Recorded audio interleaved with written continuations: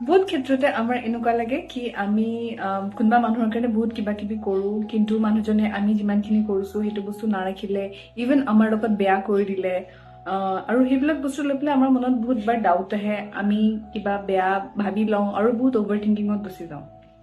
কিন্তু এটা আমি ৰিয়েলিটি জনা উচিত, আমি আউটছাইডৰ পৰা যিটো পাওঁ সেইটো হৈছে ইনচাইড ৰিফ্লেকশ্যন।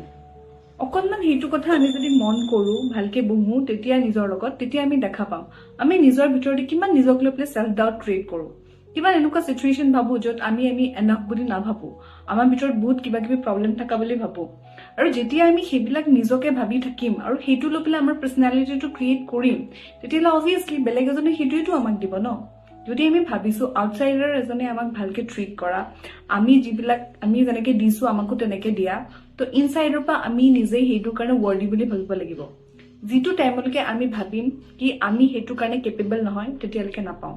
যদি লাইফটো এটা যদি আমি ধুনীয়া লাইফ বিচাৰিছোঁ আৰু সেই লাইফটোত আমি ভাবিছোঁ বেলেগে আমাক যেনেকে ট্ৰিট কৰক, প্ৰথমতে সেইটো ট্ৰিটমেণ্ট আমি নিজক দিব লাগিব।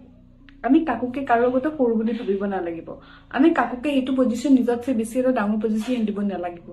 যিটো টাইমতে সেইটো ট্ৰুথ গম পাই পেলাই আমি আমাৰ ৰিয়েলিটি ক্ৰিয়েট কৰিম, সেইটো টাইমতে আমাৰ লাইফটো বহুত বেলেগ ধৰণে চেঞ্জ হ'ব। আই হোপ এইটো ইনফৰমেশ্যন আপোনাক অকণমান হ'লেও হেল্প কৰিব।